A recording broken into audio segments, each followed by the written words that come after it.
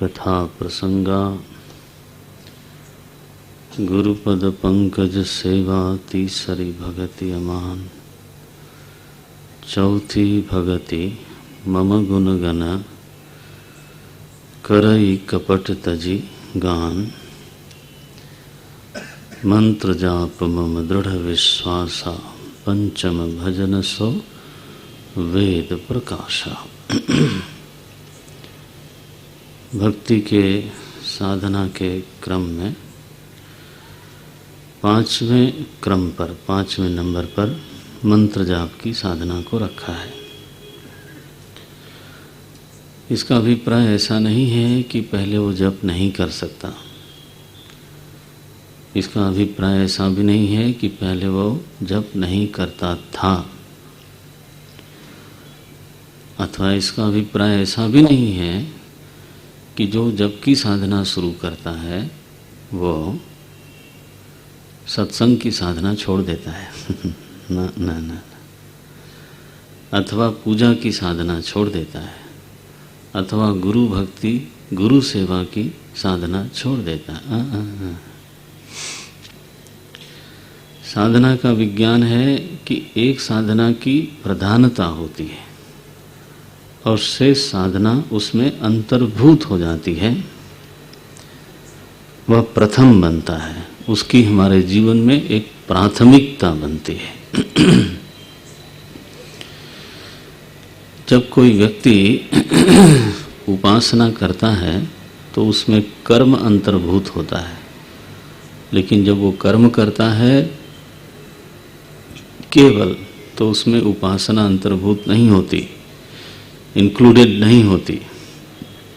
जो बड़ा है उसमें छोटा अंतर्भूत हो जाता है, लेकिन जो छोटा है उसमें बड़ा अंतर्भूत नहीं होता, ये नियम है। तो जो आगे की साधना है उसमें पीछे की सारी साधनाएं रहती ही रहती हैं। लेकिन अभी स्थिति ऐसी हो गई कि मंत्र की प्रधानता से यह साधक साधना करता है। और यह साधना कैसी है?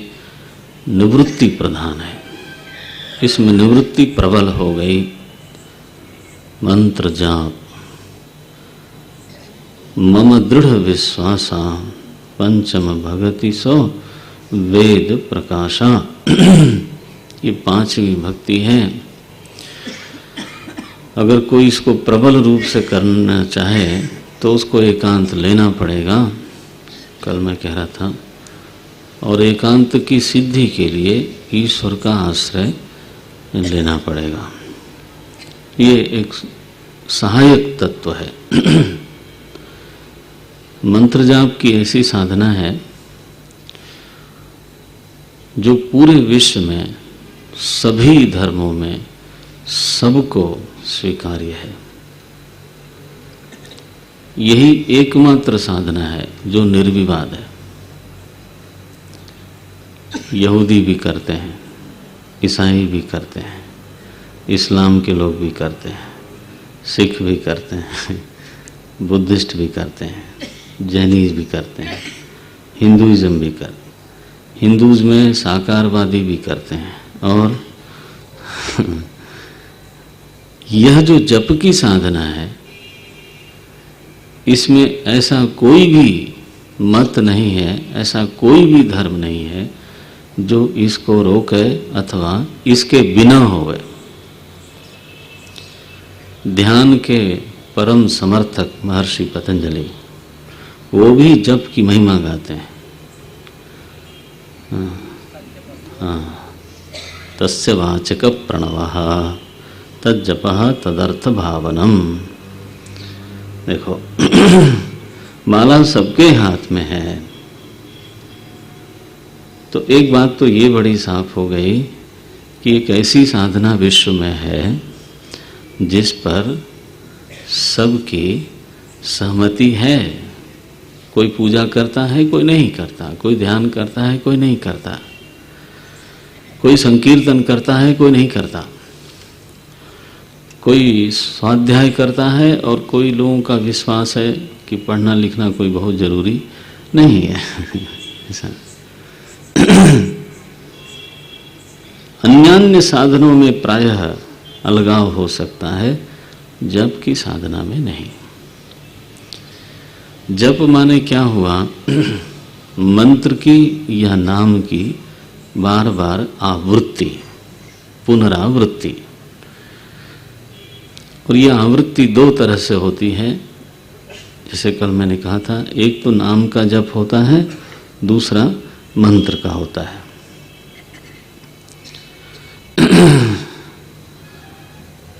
जो नाम का जप है तो उसमें हमारे चित्त में नाम ही स्पष्ट होना चाहिए। अगर नाम ही स्पष्ट हो तो उसका लाभ ज़्यादा होता है। कारण यह है कि नाम, जो शब्द का विज्ञान है उसके अनुसार, नाम की महिमा ऐसी है कि वो हमारे चित्त से नाम ही को प्रकट करती है। मैं पीला गुलाब बोलूं तो आपके चित्त के खजाने में असंख्य चीजें होंगी दबी पड़ी, लेकिन बाहर क्या आएगा? पीला गुलाब। ये इसकी महिमा है। ये शब्द का विज्ञान है कि नाम अपने नामी को ही प्रकट करता है और अपने नामी के अलावा बाकी चीजों को दबा देता है। नामी के अतिरिक्त जितनी चीजें हैं उनका विस्मरण और नामी का स्मरण, ये नाम की महिमा है। और यदि हमारा चित्त निरंतर निरंतर अपने आराध्य में संयुक्त होना चाहता है, जुड़ना चाहता है, तो उसका एक बहुत बड़ा समर्थ साधन है नामस्मरण। वास्तव में स्मरण तो अर्थ का होता है, नाम का नहीं। नाम का केवल उच्चारण होता है। कमल का उच्चारण किया और स्मरण किसका किया? फूल का। ये बात ध्यान में रखनी है कि शब्द का अर्थ शब्द नहीं होता। किताब का अर्थ क्या है? बोले ये वस्तु। किताब का अर्थ पुस्तक नहीं होता। किताब का पर्यायवाची पुस्तक है ना? कोई कहे बुक माने, बोले पुस्तक, पुस्तक माने बुक, वो नहीं, वो ठीक नहीं। तो अर्थक ज्ञान नहीं होता, दो शब्द का ज्ञान हो गया। गुरुदेव बोलते थे, एक साधक गया पादरी साहब के पास, तो बोले सर व्हाट इज गॉड? तो बोले son truth is God. Yes father what is truth? God is truth. Then what is God? Truth is God. What is truth? God is truth. बोले thank you father, I came with one doubt.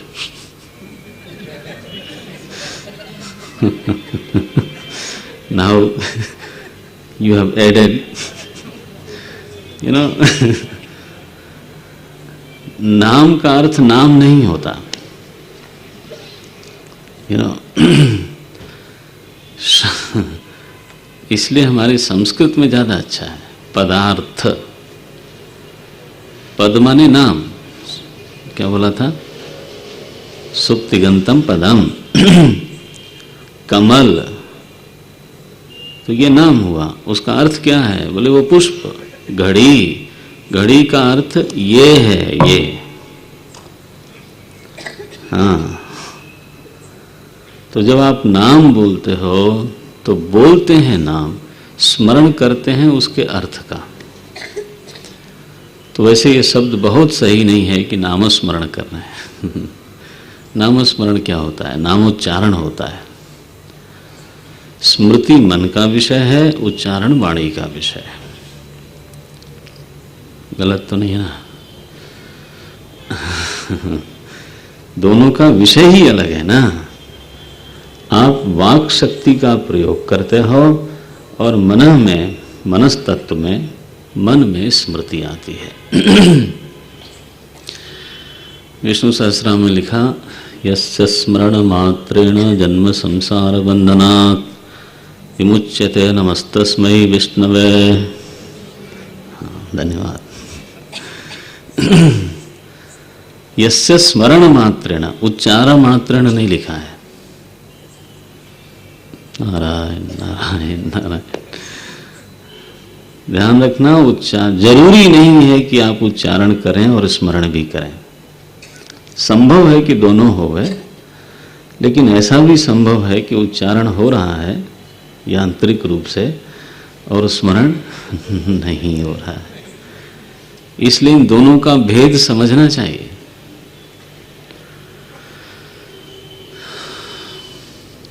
माला तो कर में फिरे, जिह्वा फिरे मुख माही, मनवा तो चहु दिस फिरे।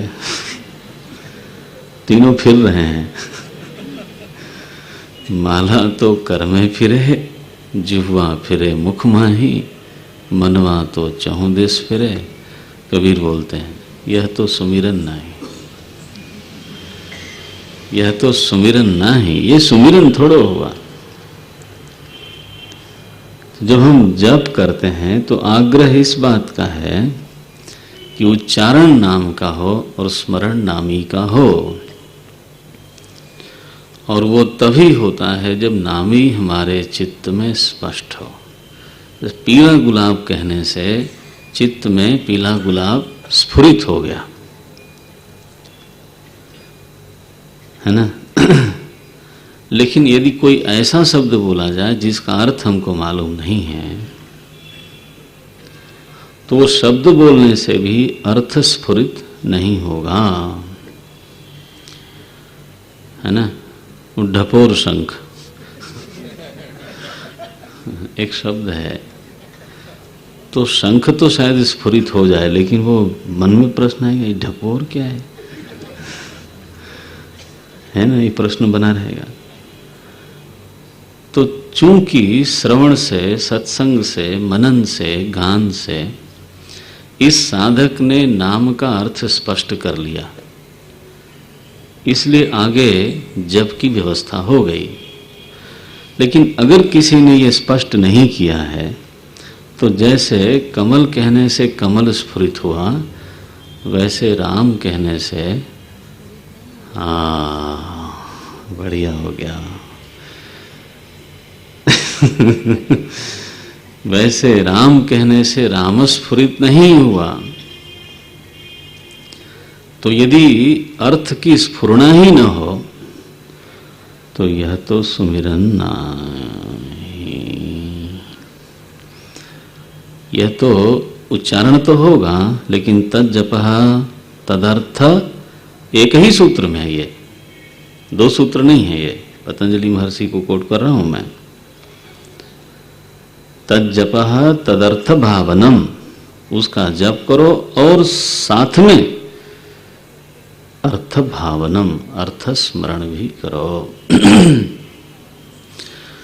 नाम की महिमा अनंत गुना हो जाती है यदि वो अपने नामी का स्मारक बने। स्मारक माने कोई बिल्डिंग नहीं, वो हिंदी में कभी कभी ऐसा भी बोल देते हैं। स्मारक माने स्मरण कराने वाला। स्मारक, हाँ। तो चूंकि वो बिल्डिंग किसी का स्मरण कराती है, इसलिए उसको हम स्मारक बोलते हैं। लेकिन स्मारक माने बिल्डिंग नहीं होती। स्मारक माने स्मरण कराने वाला। तो नाम भी स्मारक है। किसका? नामी का। इसकी परीक्षा लेनी हो तो अपने शत्रु का नाम लो, ऐसा बढ़िया स्मरण होता है।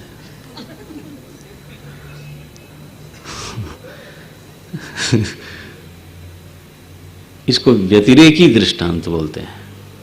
अगर अन्वयी दृष्टांत नहीं समझ में आता तो व्यतिरेकी दृष्टांत बोलते हैं, एकदम समझ में आता है। कहाँ से नाम ले लिया महाराज, याद दिला दिया बेकार में। अरे मैं कब से राम जी की याद दिलाता हूं, याद आती नहीं। और मैंने केवल हिंट किया और याद आ गया। वाह! क्यों याद आ गया भाई? क्योंकि वो नाम ही स्पष्ट है। आपको पकड़ में आया ये 5वें नंबर पे क्यों रखा है? क्योंकि नामी को स्पष्ट होने के लिए सत्संग,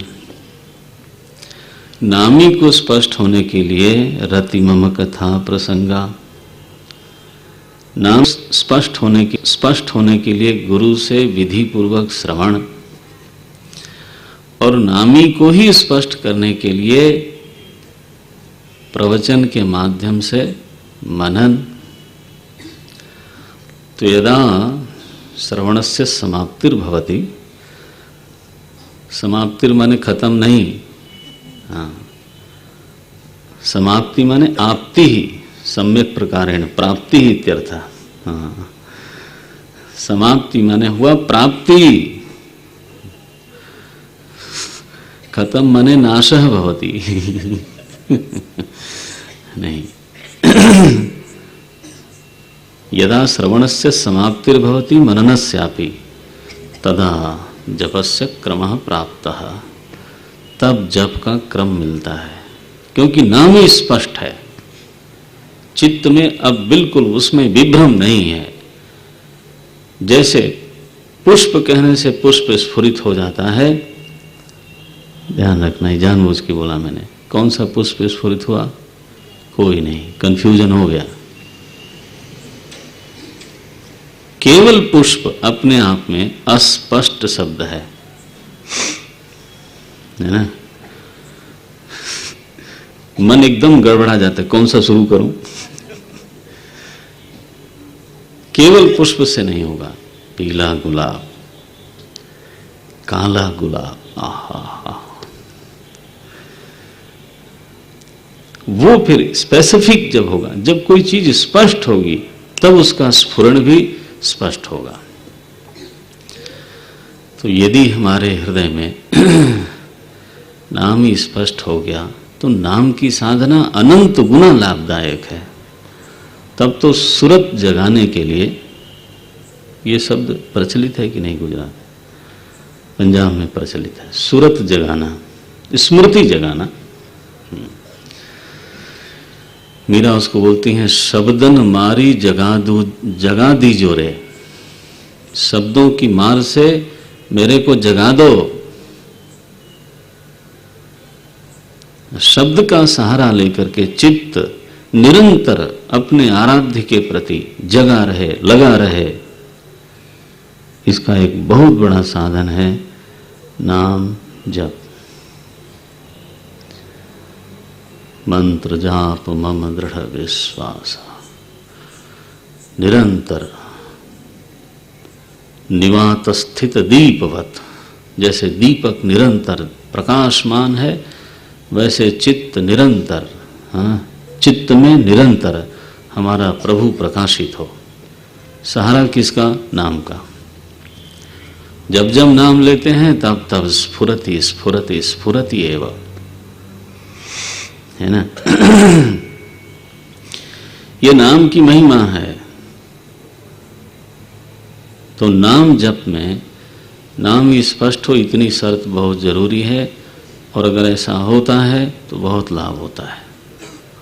फिर उसके लिए बहुत विधि नहीं है, शुचिर भूत्वा जपेत, ऐसा बहुत विधि नहीं है। पवित्र होकर के करें तो बहुत अच्छा है, और करते ही हैं लोग, लेकिन वो तो सोवत जागत शरण तुम्हारी। हाँ, वो जब करते हुए सोता है और जब करते हुए उठता है, ऐसा भी हो सकता है।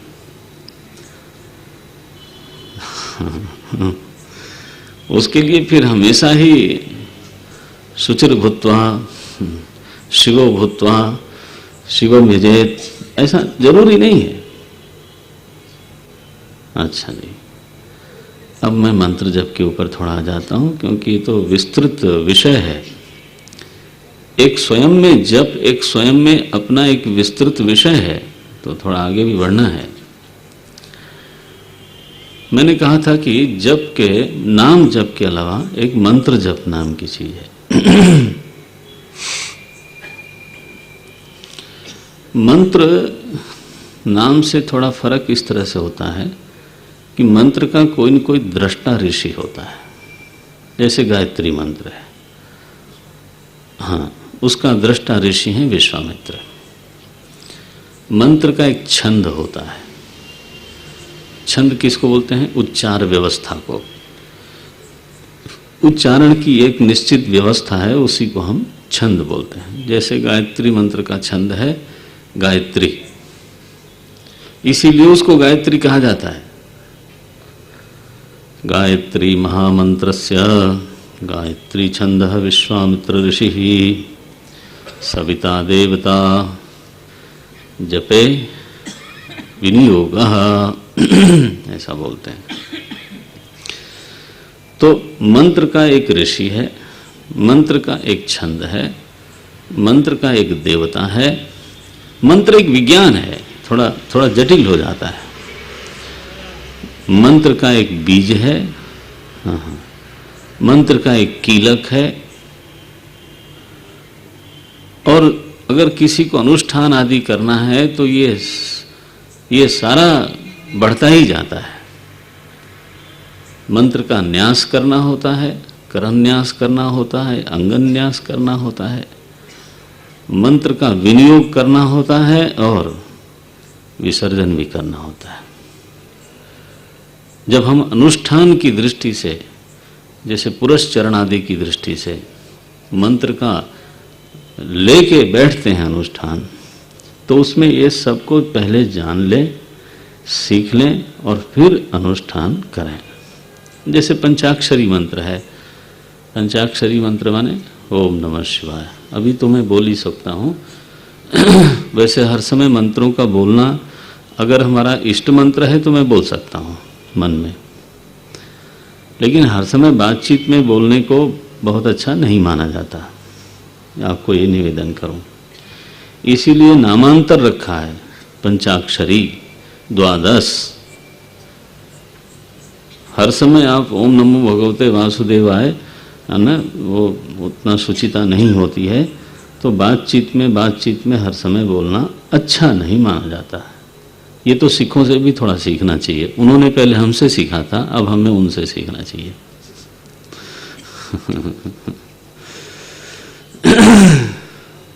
देखो, प्रणव शब्द आता है, ये नामांतर क्यों किया गया? क्योंकि हर समय ओम ओम ओम ओम है ना, ये किसी का नाम ऐसे आदमी का नहीं है। ये एकाक्षर मंत्र है, वैदिक है, पौराणिक भी नहीं है। कैसा है? वैदिक है। कौन ऋषि हैं इसके? ब्रह्मा जी। ओंकारस्य ब्रह्मा ऋषि। तो हर मंत्र का कोई न कोई दृष्टा ऋषि, उसका एक छंद, उसका एक देवता विशेष। जैसे पंचाक्षरी महामंत्रस्य वामदेव ऋषि पंक्तिश्छंदः शिवो देवता मंग बीजम यंग शक्ति वांकीलकम श्री सदाशिव प्रसाद सिद्ध्यर्थम जपे विनियोगः ओम नमः शिवाय। तो एक जप तो कर लूं, वो विनियोग मंत्र पढ़ा तो जप भी करना चाहिए। देखो, इतना होता है। हिंदुस्तान में एक समय था जब जप माने मंत्र जो है वो यंत्र से बड़ा था। आज मनुष्य के पास यंत्र बल है, किसी जमाने में मंत्र बल था। महाभारत में कथा आती है कि वो अंबालिका की वजह से परशुराम जी में और भीष्म पितामह में लड़ाई हो गई।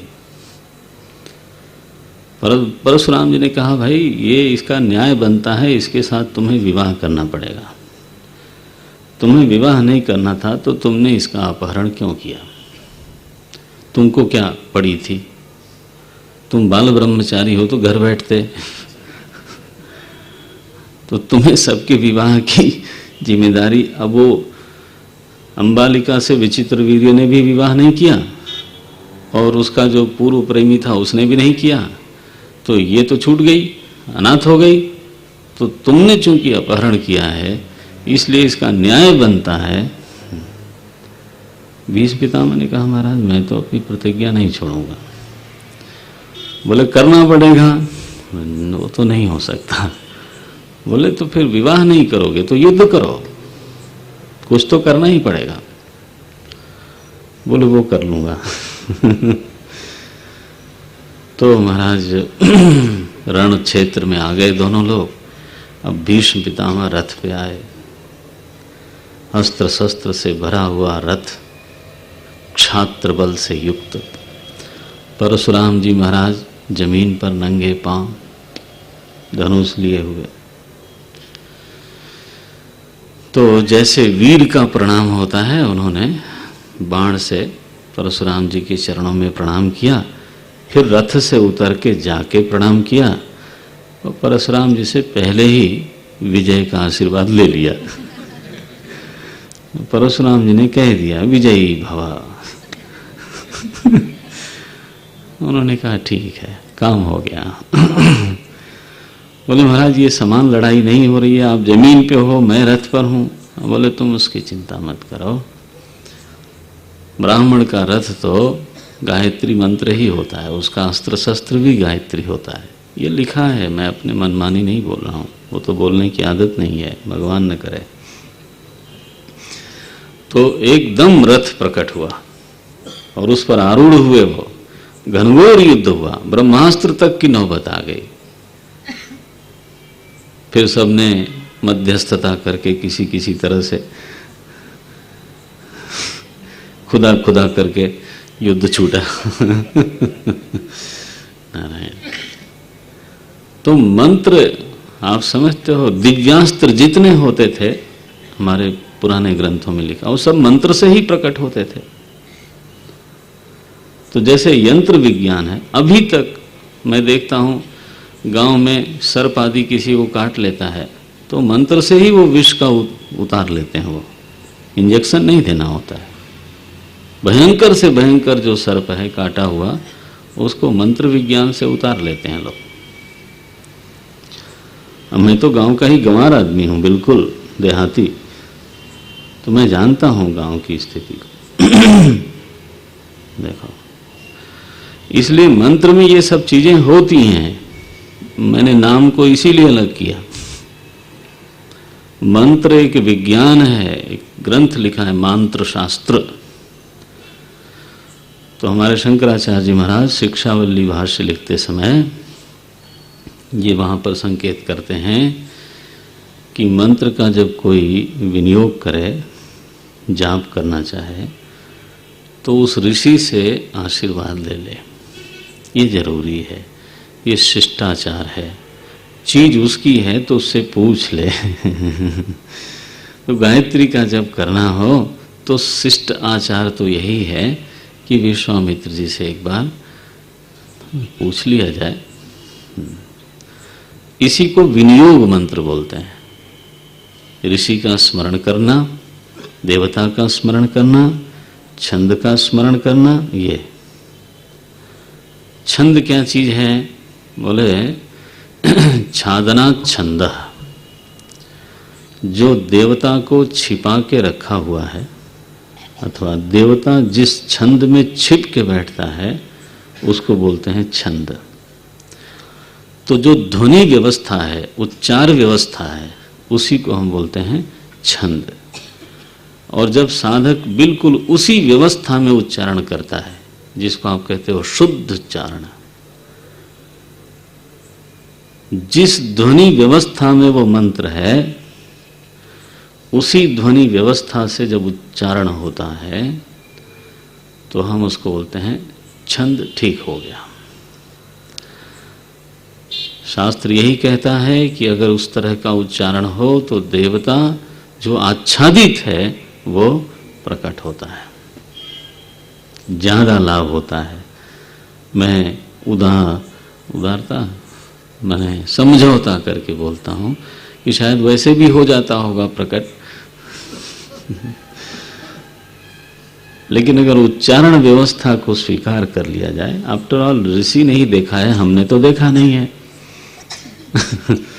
तो उसने जिस ध्वनि व्यवस्था को सुना उसी को पकड़ना चाहिए। और सौभाग्य से और तपस्वी ब्राह्मणों की कृपा से, कहने दीजिए मुझे, वो अभी तक ध्वनि व्यवस्था जीवित है। देखो परंपरा से चली आ रही है। दक्षिण में तो बहुत कस के जीवित है।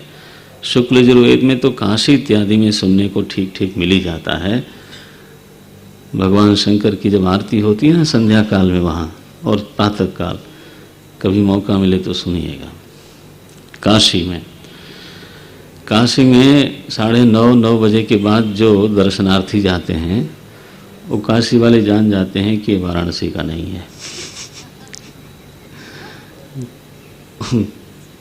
आप कभी एक रात रह के देखिएगा, कुछ प्रभाव ही अलग हो जाता है। इसलिए वहाँ एक कथा है कि सुबह सुबह भगवान की कस के पूजा होती है, मस्त हो जाते हैं। फिर जब गड़बड़ सड़बड़ शुरू होता है उनके विश्वनाथपुरी में, तो उनका मन खिन्न हो जाता है, उठ के चले जाते हैं कैलाश। तो दिन को वहाँ रहते ही नहीं दिन को पंडे लोग रहते हैं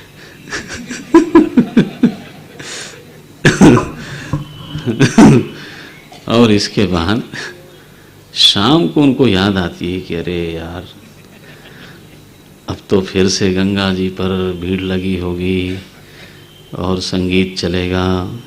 काशी की शाम बड़ी प्यारी होती है। तो संगीत, इतने बड़े, बनारस घराना बड़ा सशक्त है, इतने बड़े बड़े संगीतकारों को पैदा किया। शाम को सब शुरू हो जाता है, लेकिन दिन भर जो कचकच होता है, भगवान भाग जाते हैं, कैलाश चले जाते हैं। इसलिए शाम को मंदिर में प्रभाव देखना और सुबह एक्सपेरिमेंट करने के लिए जाओ, इसी बहाने जा ही आओगे। हाँ,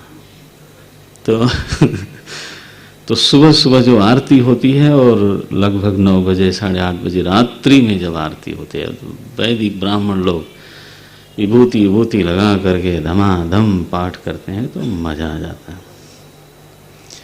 वो व्यवस्था है, अभी बची हुई है, उसके अनुसार ही सीखना चाहिए, पाठ करना चाहिए। छंद, देवता का स्मरण हो मंत्र में, न्यास आदि को जानना चाहिए, है ना। ये करण न्यास, पहले न्यास माने क्या होता है? न्यास माने रखना। जैसे शिलान्यास करते हो ना, आप लोग नहीं करते होंगे, नेताजी लोग करते हैं। शिलान्यास करते हैं, वैसे ही मंत्र का हाथ में न्यास करना, है ना। ओम ओम अंगुष्ठाभ्याम नमः, ओम नंग तर्जनीभ्याम नमः, ओम मंग मध्यमाभ्याम, ये मन से और मुद्रा से इसमें न्यास करना। फिर शरीर में न्यास करना, पूरे मंत्र को शरीर में स्थापित करना। ओम ओम हृदयाय नमः, ओम नंग शीर्षे स्वाहा, लाइक दैट। शिवो भूत्वा शिवम यजेत। उपासना से देह मंत्रमय हो जाता है, शिवमय हो जाता है। वो वेद में आया, उपासना शास्त्रों में, शिवो भूत्वा, पहले शिव बन जाओ, फिर शिवम यजेत। मैं आपको बहुत कॉम्प्लिकेशन में तो नहीं खींच रहा हूं, मुझे पता चला कि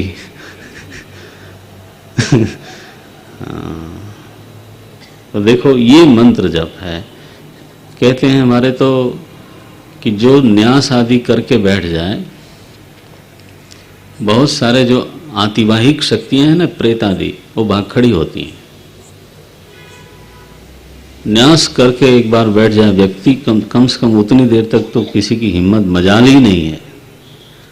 अस्त्राय हवन करते होंगे ना लोग, करवाते हैं ना, अस्त्राय फट बोलते हैं। ये आवाज़ आती है तो अस्त्र शब्द है उसमें, ध्यान गया होगा तो।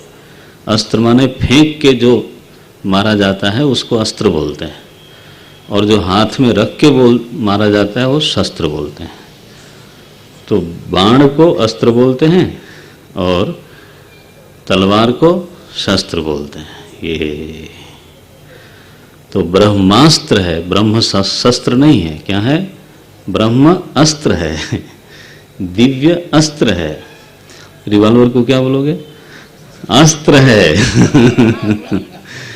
आग्नेयास्त्र है ना, रिवॉल्वर को बोलते हैं आग्नेयास्त्र। तो अस्त्राय फट, यह जो ध्वनि है वो अस्त्र की तरह से हमारे चारों तरफ होती है, और वो किसी आतिवाहिक अनिष्ट को आने नहीं देती। करके देख लेना आप। मुझे ऐसे लोग मिले हैं, स्वानुभव से बताया है उन्होंने कि ऐसा हुआ।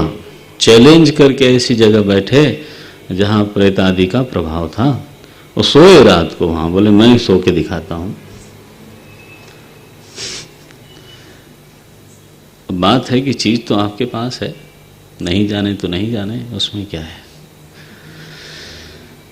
तो करन्यास है, अंगन्यास है, ये सब कर करा करके जब साधक अच्छी तरह से अनुष्ठान करता है मंत्र का नियम से, हर मंत्र की एक मात्रा होती है, तब जाके पूरा शरण बनता है। जैसे पंचाक्षरी मंत्र की मात्रा है 36 लाख, नहीं 36 लाख। यह नियम पहले मुझे मालूम था, किसी ने कहा कि जितनी संख्या होती है मंत्र में उतने लाख होता है। तो मंत्र शास्त्र पढ़ा तो नहीं मिला। उन्होंने कहा नहीं ऐसा नहीं है, हर मंत्र की संख्या अलग है। जप करते समय बल लगा के जप करना चाहिए, ऐसा विधान है। बल लगा करके कर सकते हैं, ओम नमः शिवाय, तो बल लग रहा है ना। ऐसा बिना मुंह से बोले भी जब करते हैं तो बल लगता है। बल लगता है तो प्राण मंत्र के लय में चलने लगता है। सांस नहीं मैं बोल रहा हूं, प्लीज। प्राण बल को कहते हैं। सांस प्राण की वृत्ति होती है वेदांत में। प्राणस्य पंचवृत्तयः प्राणापान उदान समान व्यानाः। ये प्राण की वृत्ति है, ये प्राण नहीं है। प्राण किसको बोलते हो आप? शक्ति तत्व को, जो बल तत्व है हमारे भीतर, जो ऊर्जा है, उसको हम प्राण बोलते हैं। तो प्राण में जब लय बन जाती है, ओम नमः शिवाय, ओम, तो आप समझते हो शरीर की केमिस्ट्री तक बदल सकती है। तब तो रक्त संचार का भी वही लय हो जाता है। और कभी इसकी गति इतनी आगे बढ़ जाती है, अब ये तो सुना है और मेरी श्रद्धा है कि वो कबीर को कहा गया कि अमुक कोई महिला है, संत हैं, वो बहुत जबरदस्त जप करती हैं, उनके कंडे में से भी उनका जाप सुनाई पड़ता है। शायद आपने सुना होगा, तो सुना होगा, वो नाम नहीं आ रहा है। कौन थी महिला वो? जनाबाई। कंडे में से भी आता है। तो कबीर को शौक हुआ, देखें जा करके। गए तो वो झगड़ा कर रही थी किसी से। बोले ये क्या है? फिर वो सुनाई पड़ा उनको। यह जो रक्त संचार है वो मंत्र लयाकार हो जाए तो हार्मोन्स चेंज हो सकते हैं। महाराज जी कहते थे कि मैं चेहरा देख के बोल सकता हूं कि कौन क्या मंत्र जप कर रहा है। इसका मतलब क्या हुआ? इसका मतलब क्या हुआ कि मंत्र का प्रभाव देह तक पर उतर जाता है ना? तो ये शिथिल साधना भी होती है, और इसको कोई अगर घनघोर करना चाहे तो घनघोर भी कर सकता है। जितना घनघोर करना चाहे उतना कर सकता है। और जब इसमें से सुख झरने लगता है तो आदमी ऐसा निक्काम होता है कि क्या बताएं। वो लिखा है, महाभारत में कथा है शांति पर्व में, कि एक गरीब ब्राह्मण, वो धनी ब्राह्मण तो होता ही नहीं ना, पुराण में शुरू यहीं से होता है। एक दरिद्र ब्राह्मण था, मैंने कहा भैया कुछ दूसरी तरह से भी शुरू कर दो तो अच्छा है। तो उन्हें एक गरीब ब्राह्मण थे, उन्होंने सकाम हो करके गायत्री का जप शुरू किया और करते रहे करते रहे करते रहे करते रहे। तो जब जप पूरा होने को हुआ तो गायत्री माता स्वयं सविता माता प्रकट हुई। उन्होंने कहा ब्राह्मण देव मैं प्रसन्न हूँ, मांगो। बोले माता जी क्या मांगू मैं, मेरा जप बढ़े ऐसा आशीर्वाद दो। बोले अरे तुमने शुरू किया था कुछ कामना लेकर के। बोले वो छूट गई, शुरू तो किया था, शुरू तो उसी से किया था, लेकिन अब वो नहीं चाहिए, अब इसी का लोभ है। गुरु नानक देव ऐसा लिखते हैं, नानक नाम कमाई मांगे, नानक नाम कमाई मांगे, नाम की कमाई बढ़े ऐसा मैं मांगता हूं। देखो, तो यह जो मंत्र की साधना है जब बढ़ जाए, सुख झरने लग जाए इसमें, तो पंचम भजन सवेद प्रकाशा, पंचम भजन सवेद छठ दम शील बिरति बहु कर्मा, छठ दम शील बिरति बहु निरत निरंतर सज्जन धर्मा, निरत तर सज्जन धर्म, सातव सम मोहिमय जग देखा, सातव मोते संत अधिक करि लेखा, मोते संत अधिक करि, आठव जथा लाभ संतोषा, आठव जथा लाभ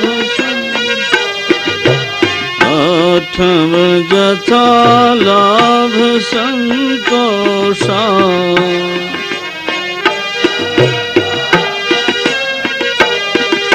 सपने हूँ नहीं देखई पर दोषा, सपने हूँ नहीं देखई पर भवम सरल सब सन छलहीना,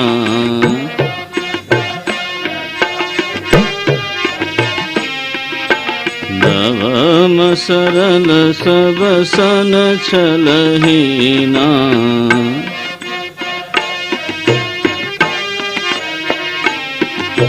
मम भरोस ही हर्षन दीना,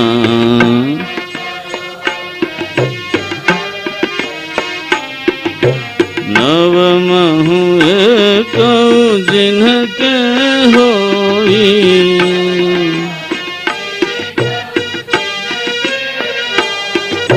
नारी पुरुष सचराचर कोई,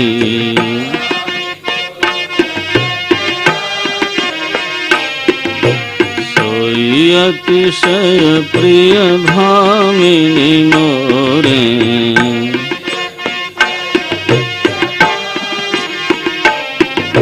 सकल प्रकार भगति दृढ़ तोरे,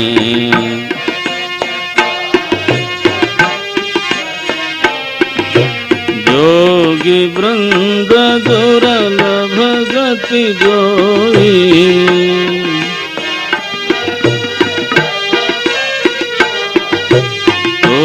कहूँ आज सुलभ भई सोई।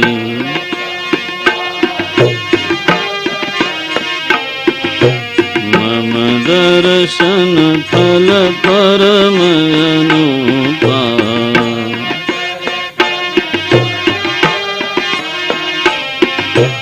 जीव पाव निज सहज स्वरूपा।